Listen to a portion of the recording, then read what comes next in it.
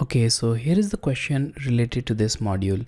Now we need to make dimensions in this drawing, and the dimension should be exactly same as they are here in this drawing.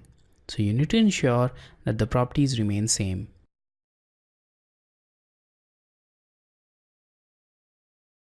So now we'll start this with the linear dimension, and you can do that. You can add the dimensions from annotation panel, or you can also go to annotate tab and add the dimensions from here. So I'll simply go to home tab and I'll add it from here.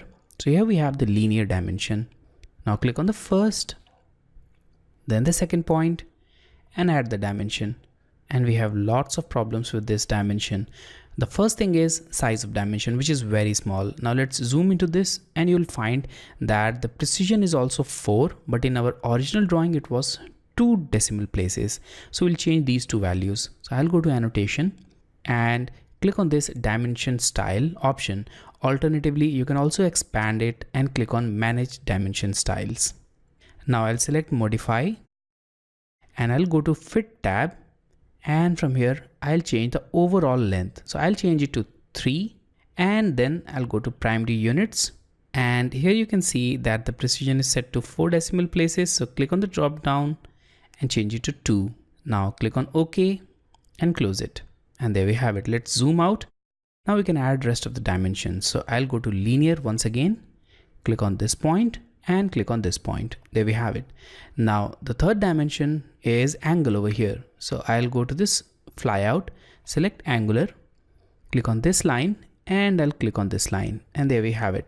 Okay, so now we need to add a diameter over here. So I'll click on the flyout again, click on diameter, select the circle, and here we have it. Now once again we have a problem here.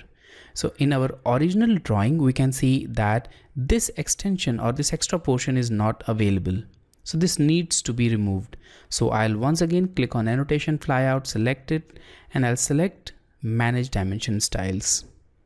Now go to modify and go to fit tab, and here we have this extension line option. So this should be off. As you can see here in the preview, we have this extension line, but when you uncheck it, that extension line will not be visible.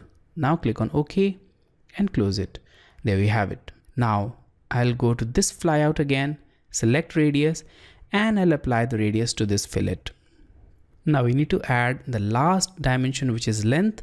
So I'll go to again this flyout, select linear, click on this endpoint, and I'll click on the midpoint here, and there we have it, the dimensions. So now all of the dimensions are added as per our requirement.